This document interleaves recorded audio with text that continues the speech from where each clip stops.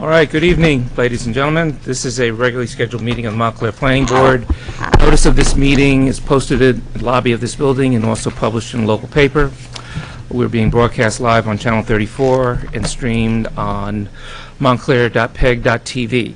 First up is our roll call. Chair Wynn? Here. Vice Chair Brodock? Here. Mr. Schwartz? Present. Mr. Brandon is excused. Councilor Schlager? Here. Miss Willis? Here. Mr. Rooney? Here. Mr. Ian Wally? He's excused. Miss Lockman? Here. Mr. Barr? I am here. Mr. Gilmer? Present. Okay. All right. Before we move to the minutes, we want to make an announcement about a change in the agenda. Some of you may be aware, but as of this afternoon, we had a request from our applicant regarding the Lackawanna Plaza application that we were supposed to continue at this meeting. And Janice, would you fill us in on the details? Yeah, we got notice about 3:30 this afternoon requesting that they postpone it because they want to address some recent issues that have been raised. So they've requested it to the next, that the public hearing be postponed to the next available date, which would be July 23rd. Okay.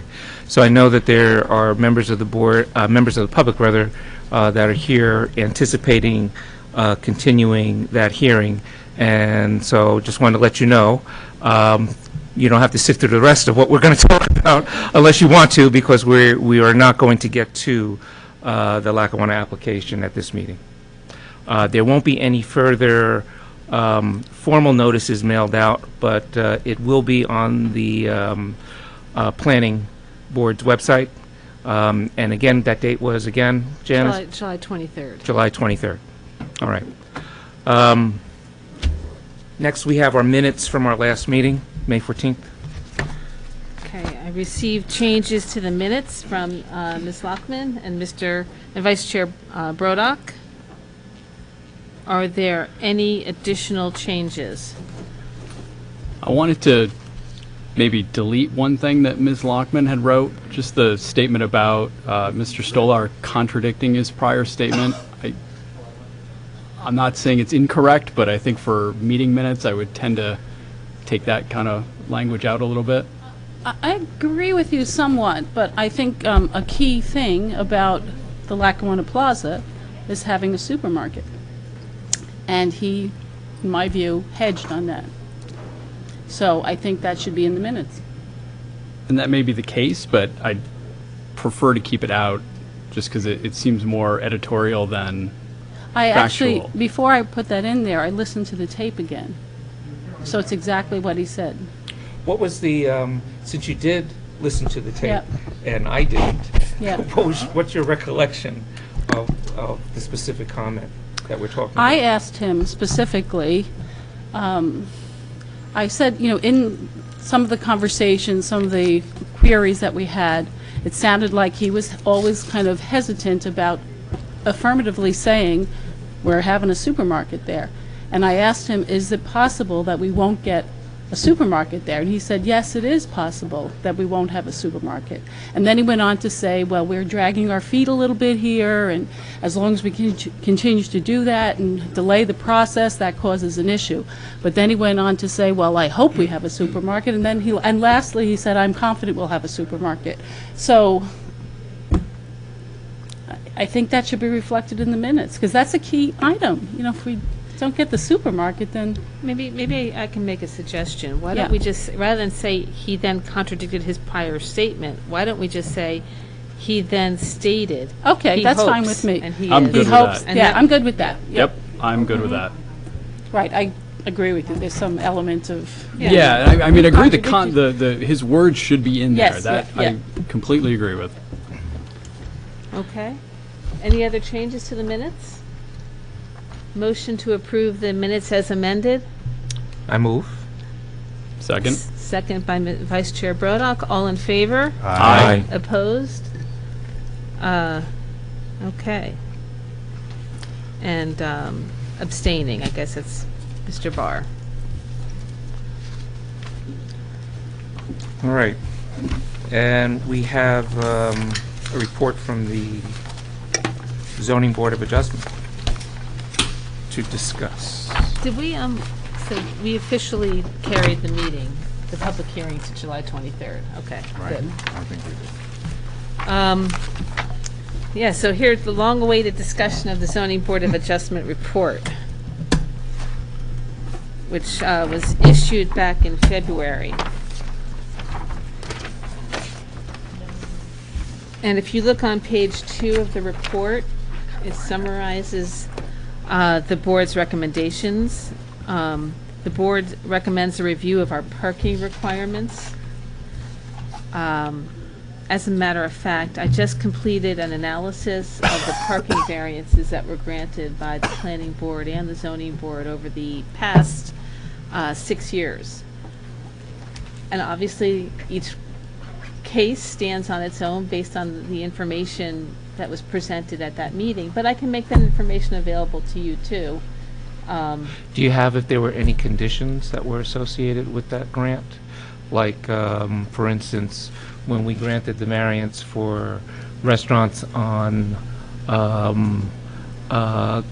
Glen Ridge Avenue, that we required that they have parking attendants, and if that goes Actually, away, that that was kind of not, thing? there was no parking variance for that one, because it's in the C1 zone, and there was. Well, there- I'm just So that saying. didn't even make it to the right, list, But but I I'm did- just saying that as an example of where we have discussed parking and, Right. you know, the compromise in the parking. We included a notes for Okay. each of these as to what Great. was part of the decision or what the conditions might have been. I would like permit to, parking. I would really like to see that. So I can make that available to you guys, and maybe as we move forward and analyze it, be a good starting point, Yeah. okay? So I don't quite get, what is the point they're making, that we are inappropriately allowing variances, or our parking requirements should be They think the- less? They think the parking requirements don't fit because of the number of parking variances. Mhm, yeah. I think that our parking requirements probably need to be revised. Right. But they're basically looking at residential. No, they review site plans that are associated with use variances. Okay. Okay, so again, they make this recommendation. I just finished today this Okay. report for a council member, so it'll certainly help, because you'll see all the cases that the zoning board approves and the parking variances. Yeah, I'm that really they grant. curious to know, how many variances from the standard parking we are allowing. Right. And that's what And- you're going to show us. And maybe Yeah. this is something that we should have the zoning subcommittee address, okay? And report back to the planning board. Would that be a starting point? Yeah, that's a good starting point. Okay. Because, I mean, this report isn't a be-all, end-all, but certainly, it's a good place to dive into it if we could get, all of this information, such as it is, in one place, Right. Of course, God knows, For I don't example- remember everything. For example, John, you had said, and it's probably true, that in the Walnut Street area, we're almost sated with parking, and then we get another Yeah. application. So we really, intuitively, you know that might be true, but it would be nice to have the numbers Right. Yeah. as well. Right. Yeah. Right. Okay. Who's on the zoning subcommittee? I forget. Oh, it was, Carmel, it was you. Yeah, I thought you and I was, but then Okay. somebody else. Oh, all right, that's there right, was yeah. Didn't we have somebody else substitute for me? I think it's Tony. Yeah, I think it's those Daniel, three. is it you? No, it's just on the master plan. Okay. I have it right here.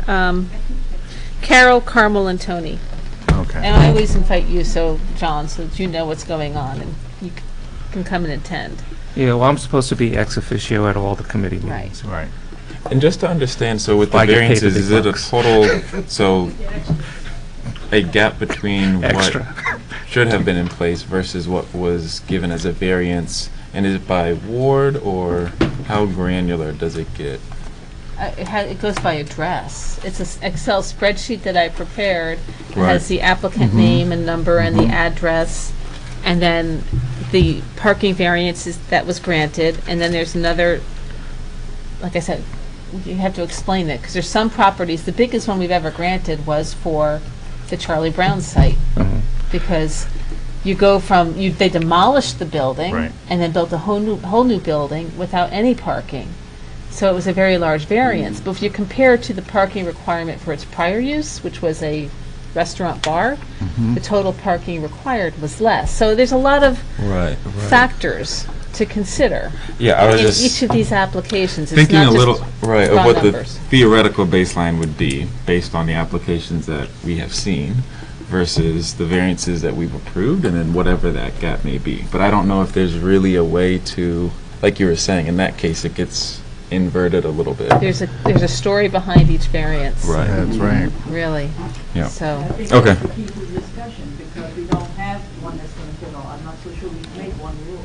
I think we've had this discussion, Carol, several times, haven't we? Allows us to look at the unique circumstances that are involved in each of these cases. And that's one of the reasons why I think we've kept the zoning requirements in certain cases, not just for parking, but for other things, so that we could make sure that it came back for review. Right. To make sure that it would be appropriate to do something other than what the standard. Yeah. So it may be that this number indicates they're doing a better job than might have done. Could be. Right. Could be. Right. So you're going to send us out that information to the subcommittee and then set up a meeting date? Is that- Absolutely. okay. Okay, in all your free time. So moving on, number 2, the board recommends that the properties in the OR4 zoning district on the east side of Valley Road, south of Bloomfield Avenue, be rezoned as recommended in the adopted land use and circulation element. I believe we did that. Okay. I'd have to double check. I didn't get a chance to double check all these things, but I believe that we did do that as We- part of our rezoning. I think so. I think we did. I remember discussing those properties there. I don't remember what the resolution was. Number 3, the board recommends that the governing body act to implement all recommendations of the adopted land use and circulation element of the township master plan, and that it supports as soon as possible for these recommendations that will be immediately implemented by the governing body. A resolution affirming or rejecting each such recommendation should be adopted. Well, just to give you, this is a good segue into my presentation to the council at their conference meeting last week.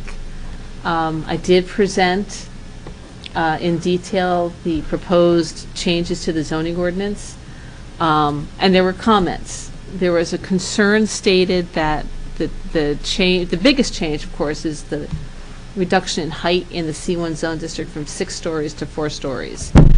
And the biggest concern was that that change would instigate a series of lawsuits against the township, and a concern that we've had 6-story zoning since 1919, and there've been virtually no 6-story buildings built on Bloomfield Avenue over that time period.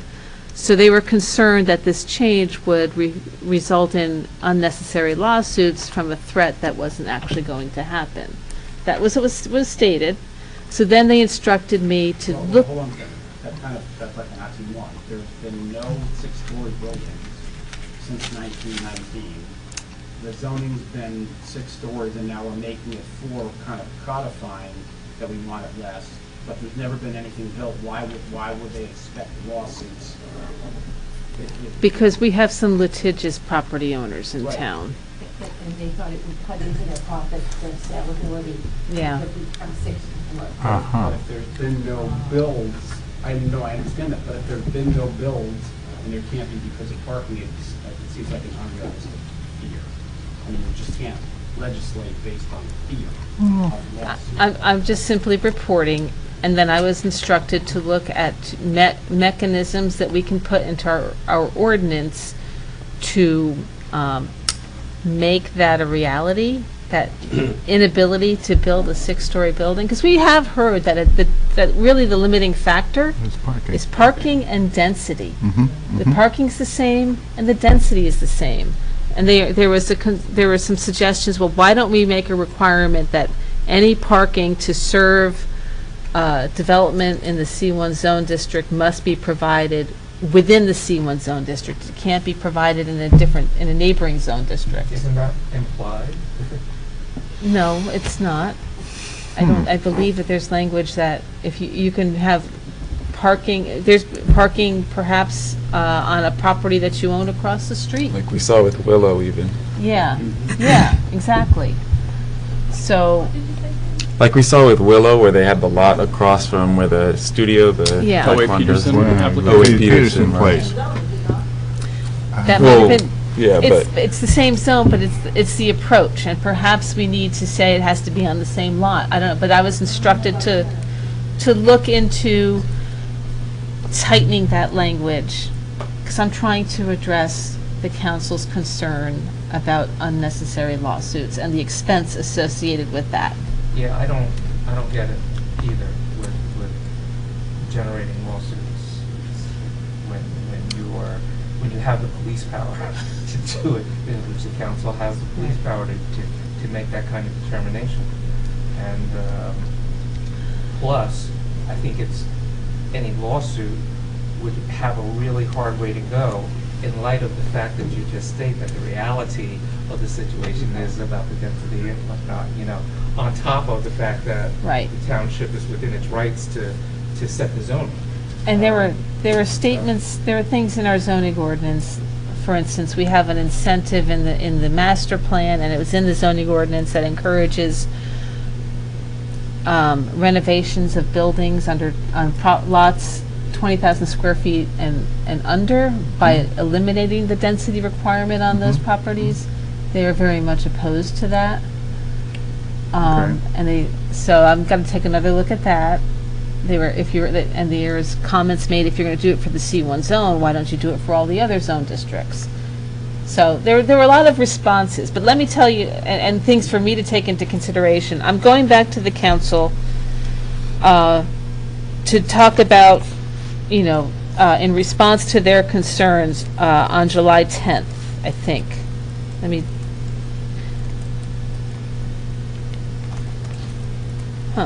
I don't have the council meeting, they're not on my calendar. I believe, though, it's July 10th. I think somebody told me at the meeting.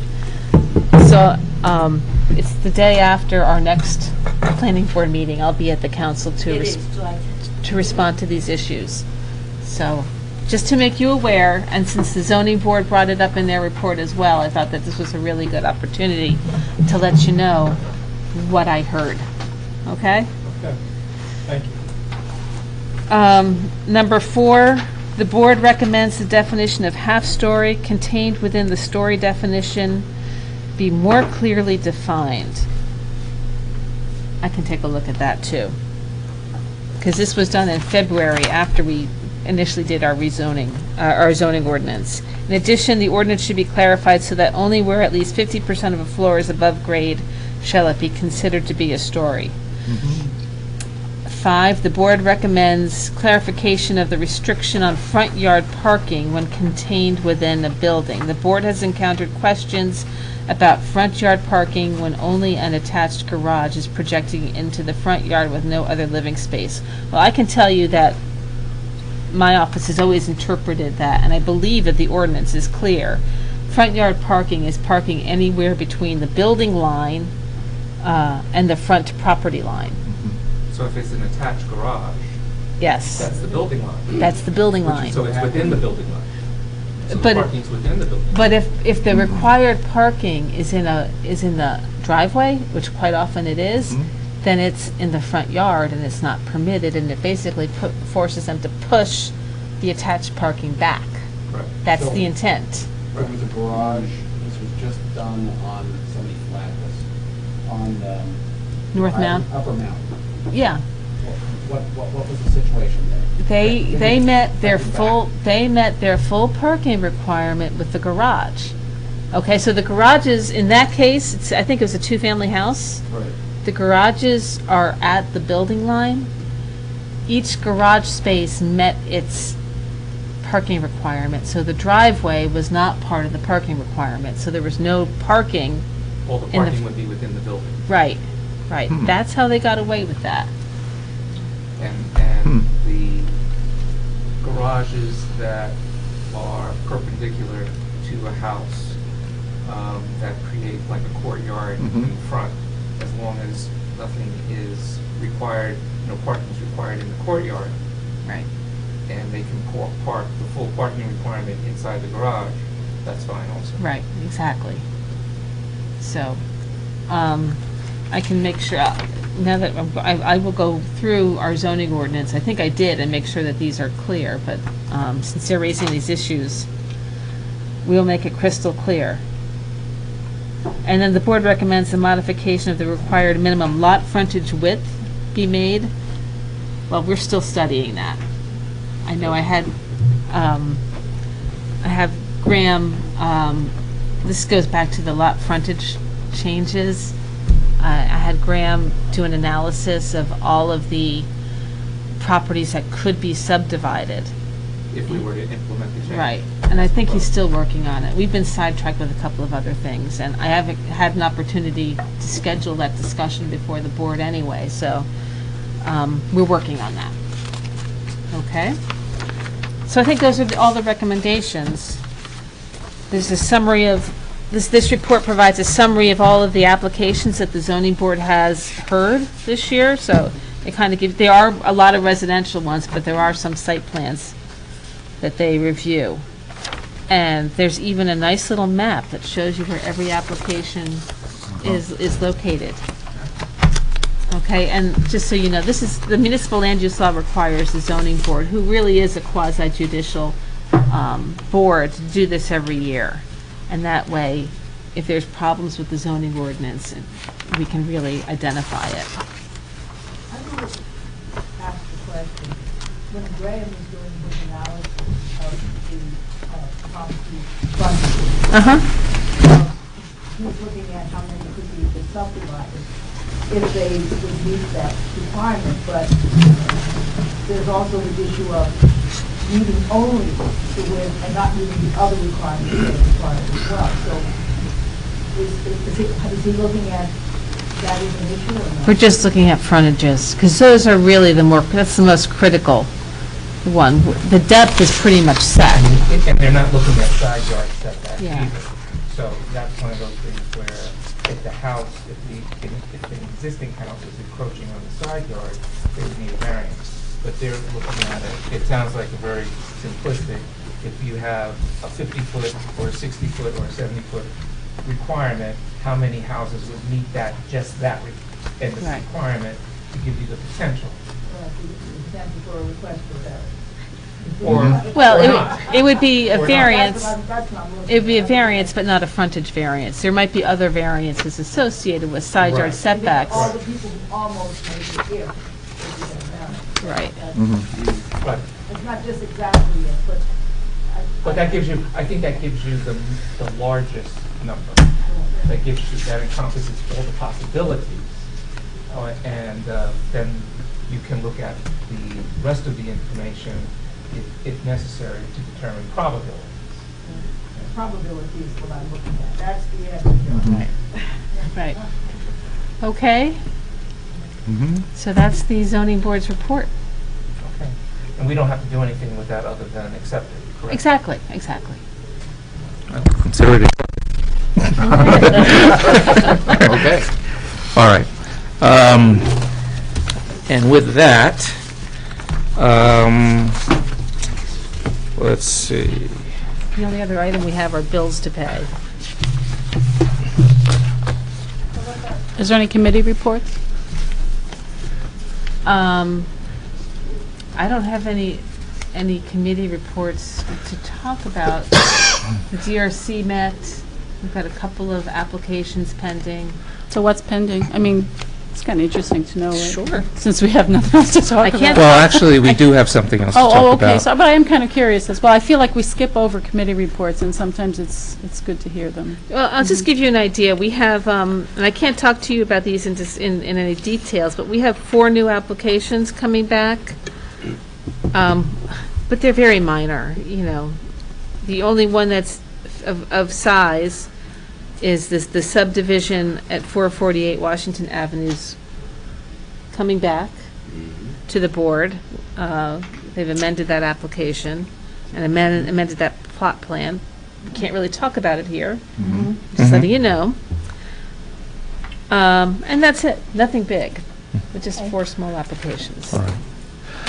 I think there's some things that we need to talk about procedurally, and I think it would be appropriate for us to go into executive session to do that.